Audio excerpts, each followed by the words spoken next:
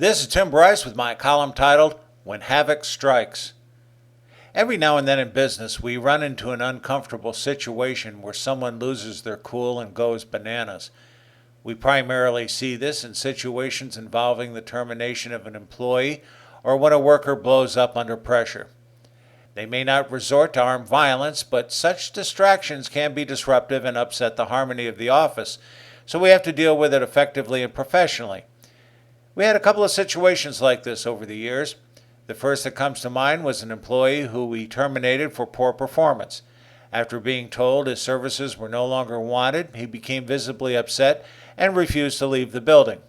The sheriff's office was summoned, who finally escorted him off the premises. After storing his personal items in his car, he stood out in front of our office and began yelling expletives at the company. Fortunately, the sheriff's deputies removed him from the property.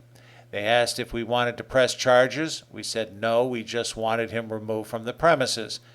Fortunately, this occurred at the close of business on a Friday, which is the right time to conduct terminations for this very purpose. You never know when a person is going to lose control. I know of another company in the Tampa Bay area where an employee was terminated and instead of leaving, removed all his clothes and sat at his desk, naturally making his co-workers uncomfortable as he couldn't possibly confused as a male model. Our second incident involved a lawyer who was determined to serve our company with legal papers involving a tenant who had leased space in our building.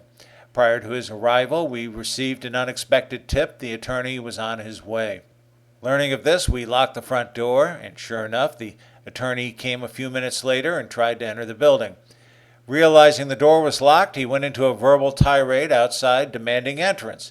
He was so obnoxious, we again called the sheriff's office and had him arrested for trespassing. Interestingly, this marked the end of our legal hassles with our former tenant. In both of our situations, it was tempting to go outside, confront the person, and try to physically remove him from the property. Fortunately, cooler heads prevailed, and we let local law enforcement handle the situation. Such situations are uncommon, but as a co-worker, you should always be cautious when a person goes into a rage.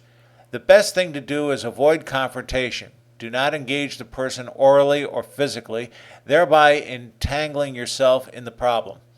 Simply walk away and allow management and law enforcement to handle it. In larger corporations, there are trained security people to escort them off the property. Smaller companies do not have such a luxury and must rely on local law enforcement.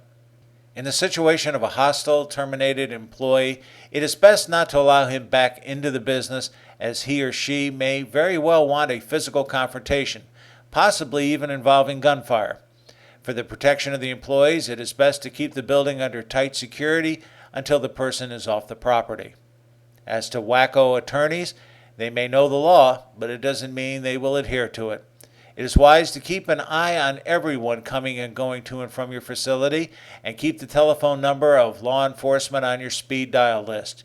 You never know when havoc will strike. Friends, keep the faith. This is Tim Bryce in Palm Harbor, Florida. Follow me on the internet at timbryce.com.